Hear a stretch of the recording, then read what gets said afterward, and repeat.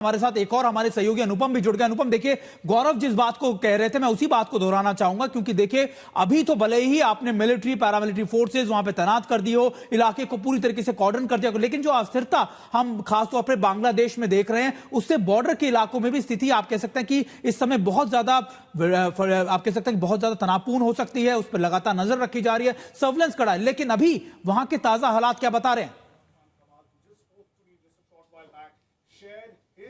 जी देखिए, बांग्लादेश में पिछले कई दिनों से ही छिटपुट हिंसा की खबरें आ रही थी। आज भी खास तौर पर जो धनमंडी इलाका है, जहां पर मुजीबुर रहमान का घर है और जिसे आपको याद होगा जब 5 अगस्त के बाद शेख हसीना यहां पर आ गई थी, शरण ली थी, उसके बाद उसे नष्ट करने की कोशिश की गई थी। हालांकि आंशिक रूप से ही नष्ट किया गया था। अब एक नई मांग उठ रही है कि उस घर को, मुजीबुर रहमान के घर को पूरी तरह से ध्वस्त करके वहां पर एक खेल का मैदान बना दिया जाए। और सुबह से ही काफी संख्या में लोग वहां पर एकत्रित हैं। पुलिस उन्हें रोकने की कोशिश कर रही है। ऐसे में पुलिस और प्रदर्शनकारियों के बीच हल्की झड़प की खबर भी है, क्योंकि अगर आप इस पूरे प्रकरण को देखें तो इसमें एक चीज बिल्कुल स्पष्ट और साफ है कि 5 अगस्त से पहले तक जो सरकार भारत की मित्र कही जाती थी उसका जो कूटनीतिक तौर पर जो रिश्ता था वो धीरे धीरे बहुत खराब होने लगा। और आज हालात ऐसे हैं कि भारत विरोधी जो धारणा है वो काफी प्रबल है बांग्लादेश में। ऐसे में अवामी लीग के जो समर्थक हैं, जो उनके हितैषी हैं, वो भी कम संख्या में नहीं है वहां पे। लगभग 20 से 30% के आसपास अभी भी लोग ऐसे हैं जो अवामी लीग के समर्थक हैं या उनके हितैषी हैं। तो इनके जनमानस में किस तरह से शेख हसीना की जो छवि है उसको धूमिल किया जाए, उसको खराब किया जाए। जो इतिहास रहा है, खासतौर पर बंगबंधु मुजीबुर रहमान का जो इतिहास रहा है, उसकी जो स्मृति रही है, उसको मनस्पटल से कैसे हटाया जाए ताकि वो एंटी इंडिया एक लहर में तब्दील हो। अनुपम, पूरी की पूरी प्रक्रिया में वो भी साफ झलक रहा है लगभग 2 घंटे तक। बिल्कुल अनुपम, एक और बात, क्योंकि आपने बहुत अच्छे से एक्सप्लेन किया कि देखिए एंटी इंडिया सेंटिमेंट की बात कर लीजिए, आप बात कर लीजिए कि देखिए सरकार कैसे काम कर रही है, सरकार के सवालों, काम के तरीकों पर भी सवाल उठ रहे हैं। हम हिंदुओं की बात लगातार वहां पर गौरव भी कर रहे थे कि देखिए सरकार को ये तो दिख जाता है, लेकिन सरकार को वो चीजें नहीं दिखती। सरकार वहां की आंख मूंद लेती है, लेकिन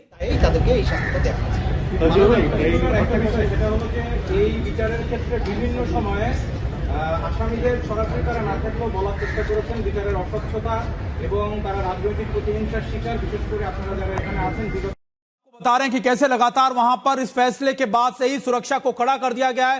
शेख हसीना को मौत की सजा, फांसी की सजा सुनाई गई है। इनके अलावा उनके जो उस समय के गृह मंत्री थे उनको भी फांसी की सजा सुनाई गई है। हमारे साथ हमारे सहयोगी अनुपम मिश्रा जुड़े। अनुपम मिश्रा, एक बार फिर मैं आपका रुख करता हूं और आपसे जानना चाहूंगा कि अभी जो चुनाव होने हैं उस पर इस फैसले का सीधे तौर पर कैसा असर पड़ेगा, खास तौर पर वहां पर जो मोहम्मद यूनुस की सरकार है वो इसका कैसे एडवांटेज ले सकती है?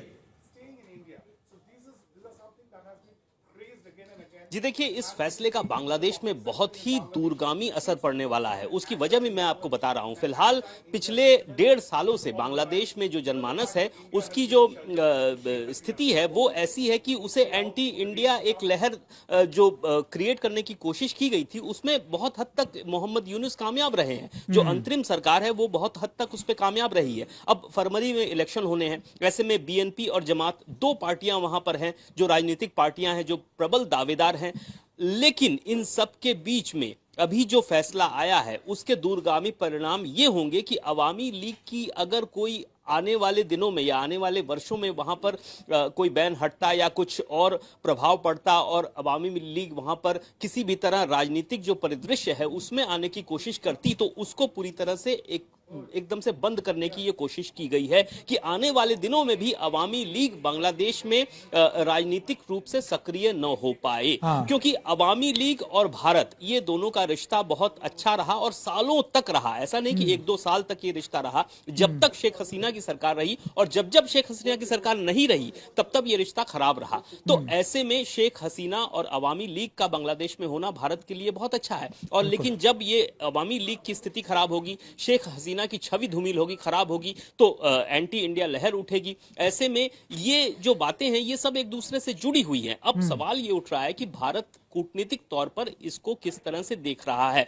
भारत से लगभग 4000 किलोमीटर के से भी ज्यादा की सीमाएं बांग्लादेश से सटी हुई हैं। 5 राज्य ऐसे हैं जिनसे ये सीमाएं मिलती हैं।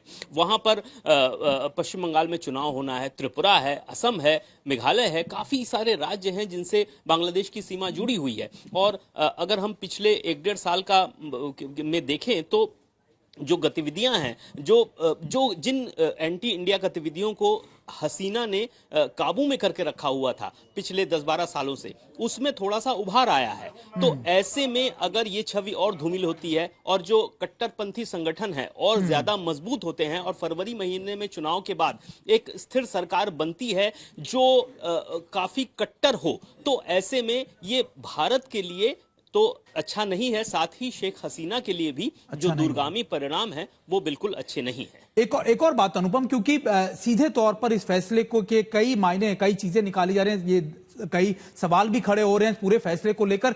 इस पूरे फैसले आ जाने के बाद भारत और खासतौर पर बांग्लादेश के रिश्तों में किस तरीके से चीजें खराब हो सकती हैं? जी देखिए, भारत और बांग्लादेश के रिश्ते तो 5 अगस्त के बाद से ही खराब हो गए थे। जब शेख हसीना को वहां से निर्वासित किया गया और शेख हसीना ने भारत में शरण ली और अंतरिम सरकार बनी मोहम्मद यूनुस के नेतृत्व में, तो तभी से ही ये रिश्ते खराब हो गए। ये प्रत्यार्पण की मांग की गई, वापस लौटाने को कहा गया बांग्लादेश सरकार की ओर से, लेकिन भारत ने उसे नहीं माना। तो ऐसे में बांग्लादेश के साथ भारत के रिश्ते अभी बहुत अच्छे टर्म्स नहीं है। ऐसे में और अगर खराब होते हैं तो कि ये पड़ोसी राज्य है भारत का और पड़ोसी राज्यों से बहुत अच्छे टर्म्स होने जरूरी होते हैं, लेकिन ये तो विडंबना ही कहिएगा कि जो सरकार वहां पर है और इस तरह की स्थिति, जो खराब संबंध है, ये तो तब भी थी जब बीएनपी वहां पर मौजूद थी। जब बीएनपी ने सालों पहले शासन किया बांग्लादेश में, तब भी भारत के साथ उसके रिश्ते खराब रहे। अवामी लीग आने के बाद ही भारत के साथ बांग्लादेश के रिश्ते सुधरे, लेकिन बीएनपी के साथ भी बहुत खराब रिश्ते रहे हो ऐसा नहीं था। हाँ, खराब थे, लेकिन अभी पिछले 1.5 साल में जो स्थिति है, हालात है, उसमें तो ये जो रिश्ते हैं ये दोनों देशों के बीच ये काफी खराब साबित हुए हैं। ऐसे में बांग्लादेश को ज्यादा जरूरत है भारत के साथ ये जो संबंध है इसको अच्छा करने की बनिस्बत भारत के, क्योंकि भारत एक बहुत बड़ा मुल्क है, बड़ा देश है, रिसोर्सेज बहुत ज्यादा हैं। जो निर्भरता है, जो व्यापार है भारत और बांग्लादेश के बीच में, उसमें बांग्लादेश ज्यादा निर्भर है भारत पर, जबकि भारत उतना निर्भर नहीं है बांग्लादेश पर। तो ये भारत के लिए जितना लागू होता है अच्छे संपर्क स्थापित करना, ये बांग्लादेश के लिए उससे कहीं ज्यादा लागू होता है। ऐसे में ये बांग्लादेश सरकार को समझना होगा कि अगर एंटी इंडिया लहर वो उठाकर वहां पर काम करने की कोशिश कर रही है या किसी दूसरे मुल्क, संभवतः पाकिस्तान के साथ अच्छे रिश्ते कायम करने की कोशिश कर रही है, जो उससे फिजिकली काफी दूर है, जो डिस्टेंस है काफी दूर है। अनुपम, सबसे बड़ी बात ये, क्योंकि अनुपम एक बात सबसे महत्वपूर्ण जो समझ में आती है वो ये आती है, देखिए ठीक है, एक कानूनी प्रक्रिया एक जगह है, लगातार उसमें प्रोसेस क्या फॉलो हुआ वो लगातार मॉनिटर किया जाएगा, रिव्यू किया जाएगा, लेकिन एक बहुत महत्वपूर्ण बात यह कि फैसला आने के थोड़ी देर बाद ही उनके घर पर बुलडोजर भेज दिए गए। बांग्लादेश का वजूद या फिर आप कह सकते हैं वजूद के जो निशान थे उनको मिटाने की कोशिश की जा रही है। तो सरकार के कामकाज और उनके रवैये पर भी सवाल उठ रहे हैं कि देखिए, क्या सरकार ये पहले से तय मान चुकी थी कि देखिए इसी फैसले को आड़ पर रखकर ना सिर्फ अवामी लीग को नुकसान पहुंचाया जाएगा, उसकी जो आप कह सकते हैं वजूद है, उसकी जो हिस्ट्री है उसको खत्म किया जाएगा, ताकि भारत के साथ जो नजदीकी है, जो बॉन्ड है, उसको कहीं ना कहीं खत्म किया जा सके। जी देखिए, बांग्लादेश सरकार का रुख तो पहले से तय है, पहले से जाहिर है। शेख हसीना के खिलाफ लगातार बयानबाजी होती रही है, उनको वापस मांगा गया है भारत से, उनके खिलाफ कई सारे आरोप, और वो लगातार साबित करने की कोशिश अब से नहीं बहुत पहले से हो रही है। ये उसकी एक कानूनी और तकनीकी प्रक्रिया के हिसाब से उस पर एक ठप्पा लगाया गया कि हाँ, ये काम उन्होंने किया, मानवता के खिलाफ काम किया, इतने लोगों की हत्या की, ड्रोन का इस्तेमाल किया, घातक हथियारों का इस्तेमाल किया। लेकिन ये सब बातें, ये सब आरोप तो काफी पहले से ही लग रहे थे। ये एक उसको कानूनी एक ठप्पा, एक जामा पहनाया गया है ताकि इसको आने वाले दिनों में और साबित किया जा सके और एक परसेप्शन क्रिएट किया जा सके, खासतौर पर बांग्लादेश में, कि शेख हसीना ने कितना गलत काम किया था। और अनुपम, एक नैरेटिव डिसाइड किया जा रहा है, शायद मुझे लगता है कि इलेक्शन से पहले एक ऐसा नैरेटिव डिसाइड किया गया जिससे ना सिर्फ उनकी पार्टी को, उनकी इमेज को, बल्कि एक वन साइडेड इलेक्शन हो, ताकि वो सरकार जो लगातार वहां पर बैकअप में, जिसको आप कह सकते हैं कि जिस तरीके से गौरव भी हमसे डिस्कस कर रहे थे कि देखिए पाकिस्तान की कई एजेंसीज का उनको समर्थन, लगातार बाहरी विदेशी सपोर्ट उनको मिल रहा है, उस सरकार को, उन नुमाइंदों को लाया जा सके। अभी क्योंकि शेख हसीना के साथ साथ जो उनके पूर्व आपके गृह मंत्री थे, उनके खिलाफ भी दोषी माना गया, उनके खिलाफ भी, क्या वो भी अपील कर सकते हैं या फिर वो भी देश से बाहर हैं? और दूसरे जो दोषी माने गए उनका क्या अभी अपडेट है? जी देखिए, बांग्लादेश के जो इंटीरियर मिनिस्टर रहे असदुज्जमान खान कमाल, उनके खिलाफ भी लगभग सभी आरोप मुख्यतः वही हैं, सजा भी लगभग वही है। हालांकि जो पुलिस चीफ हैं, जो सरकारी गवाह बन गए, उनको थोड़ी लीनियंसी दी गई है, लेकिन असदुज्जमान खान और शेख हसीना दोनों ही बांग्लादेश में नहीं है। तो ये जो भी सजा सुनाई गई है, दी गई है, ये बांग्लादेश की जमीन पर ही लागू होती है। ऐसे में उनके यहाँ नहीं रहने से शेख हसीना या असदुज्जमान पर कुछ खास फर्क नहीं पड़ रहा है, जब तक कि वो बांग्लादेश में नहीं जा रहे हैं या उन पर वो कानून लागू नहीं हो रहा है। तो ऐसे में आपको ये बात समझनी होगी कि बांग्लादेश में इस वक्त जो परिस्थिति है, जो सरकार है, वो उसका गठन ही हुआ है एंटी शेख हसीना रेटोरिक पर। शेख हसीना के खिलाफ जो प्रोटेस्ट हुई थी, उसी के आधार पर ये सरकार बनी। तो ऐसे में ये आप उसकी मजबूरी भी समझ सकते हैं, ये उसकी